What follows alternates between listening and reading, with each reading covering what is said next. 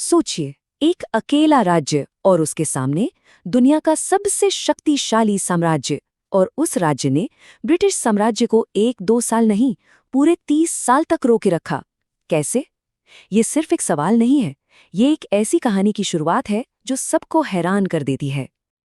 तो चलिए, आज हम चलते हैं उस दौर में और देखते हैं मैसूर की उसी संघर्ष की कहानी जिसने दक्षिण भारत में ईस्ट इंडिया कंपनी के बढ़ते कदमों पर एक लंबी, बहुत लंबी लगाम लगाई थी। इस पूरी कहानी को समझने के लिए हम इसे 5 हिस्सों में देखेंगे।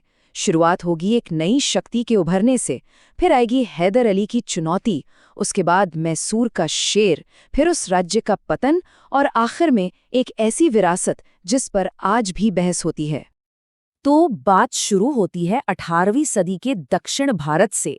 ये वो वक्त था जब पुरानी बड़ी बड़ी ताकतें कमजोर पड़ रही थीं, और जब ऐसी खाली जगह बनती है तो एक नई और अक्सर बहुत ही ताकतवर शक्ति के उभरने का स्टेज तैयार हो जाता है। मैसूर का इतिहास तो काफी पुराना था, लेकिन उस वक्त जो वोडियार राजवंश वहां राज कर रहा था वो बस नाम का ही शासक रह गया था। असली पावर उनके हाथ में थी ही नहीं, और इसी पावर वैक्यूम ने एक बहुत ही महत्वाकांक्षी नेता के लिए दरवाजा खोल दिया।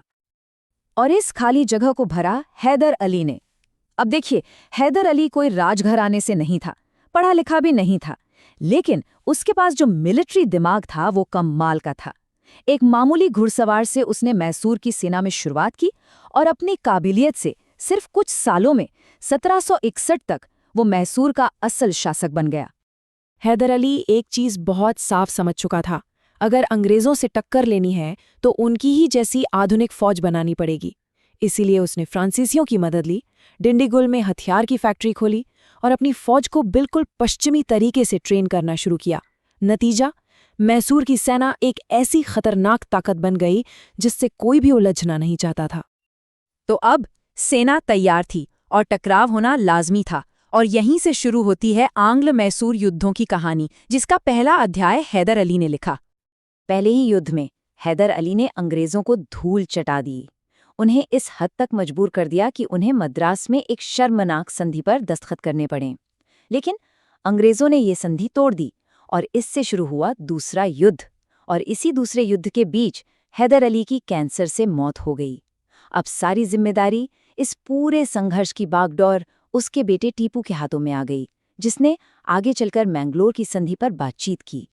और ये जो मद्रास की संधि थी ना, ये कोई मामूली चीज नहीं थी।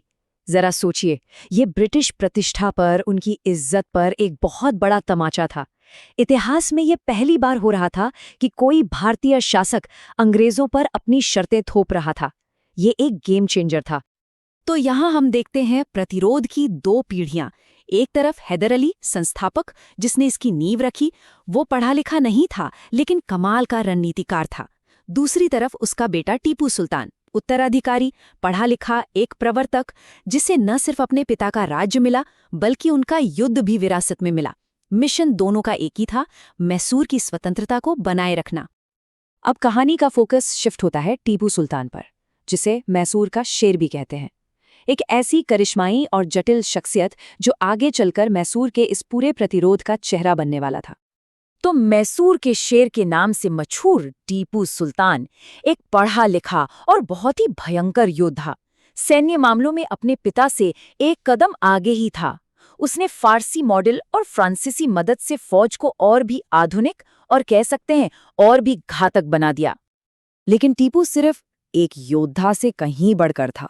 वो एक प्रवर्तक था, एक दूरदर्शी था, रॉकेट तकनीक का अग्रणी, ऐसी तकनीक जिससे अंग्रेज भी हैरान थे।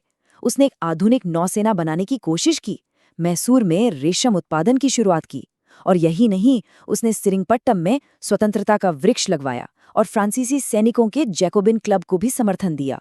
तो वो दुनिया में क्या हो रहा है उससे भी पूरी तरह वाकिफ था। लेकिन हर कहानी में एक मोड़ आता है। अब हम उस दौर में प्रवेश कर रहे हैं जहां मैसूर के लिए सब कुछ बदलने वाला था। ये उसके पतन की शुरुआत थी। तीसरे आंग्ल मैसूर युद्ध में अंग्रेजों ने अपनी सबसे चालाक चाल चली। उन्होंने टीपू के पड़ोसियों, मराठों और हैदराबाद के निजामों को अपने साथ मिला लिया। अब टीपू अकेले थे और उनके सामने था एक विशाल गठबंधन। इस युद्ध में हार हुई और 1792 में सेरिंगपट्टम की संधि हुई। इसके तहत टीपू पर 3 करोड़ रुपए का जुर्माना लगाया गया। 3 करोड़! उस जमाने में ये इतनी बड़ी रकम थी कि इसका मकसद साफ था, मैसूर को आर्थिक रूप से बिल्कुल तोड़ देना। लेकिन बात सिर्फ पैसों तक नहीं रुकी, कीमत इससे भी बड़ी थी। टीपू को अपना आधा राज्य खोना पड़ा और इसके अलावा अपने 2 छोटे बेटों को अंग्रेजों के पास बंधक के तौर पर भेजना पड़ा। ये एक बहुत ही गहरा व्यक्तिगत और राजनीतिक अपमान था। और लॉर्ड कॉर्नवालिस का ये कथन अंग्रेजों की सोची समझी रणनीति को साफ दिखाता है। मतलब उनका मकसद सिर्फ टीपू को हराना नहीं था, उन्हें टीपू को इतना कमजोर करना था कि वो दोबारा सर न उठा सके। लेकिन साथ ही यह भी ध्यान रखना था कि उनके जो साथी हैं मराठा और निजाम, वो कहीं ज्यादा ताकतवर न हो जाएं। एक तीर से 2 शिकार। अब बारी थी आखिरी और निर्णायक युद्ध की, चौथा आंग्ल मैसूर युद्ध। अंग्रेजों ने बहाना बनाया कि टीपू फ्रांसीसियों से दोस्ती बढ़ा रहा है और लॉर्ड वेलेस्ली के नेतृत्व में उन्होंने फैसला कर लिया कि अब टीपू सुल्तान के स्वतंत्र अस्तित्व को हमेशा के लिए मिटा देना है। और 4 मई 1799 को सेरिंगपट्टम की राजधानी पर हमला हुआ। उसी दिन अपनी राजधानी की रक्षा करते हुए टीपू सुल्तान बहादुरी से लड़ते हुए मारा गया और उसकी मौत के साथ ही मैसूर का वो 30 साल लंबा संघर्ष हमेशा के लिए खत्म हो गया। लेकिन टीपू की मौत के साथ कहानी खत्म नहीं होती।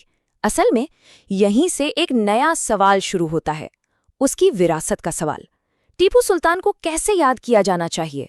एक ऐसी विरासत जिस पर आज तक बहस जारी है। एक तरफ मुहिब्बुल हसन जैसे इतिहासकारों का कहना है कि टीपू को पहला भारतीय राष्ट्रवादी कहना गलत है। उनका मानना है कि वो भारत के लिए नहीं बल्कि अपनी शक्ति और अपने राज्य की स्वतंत्रता बचाने के लिए लड़ रहा था। लेकिन फिर दूसरी तरफ उसी दौर के एक अंग्रेज लेफ्टिनेंट मूर का वृत्तांत है।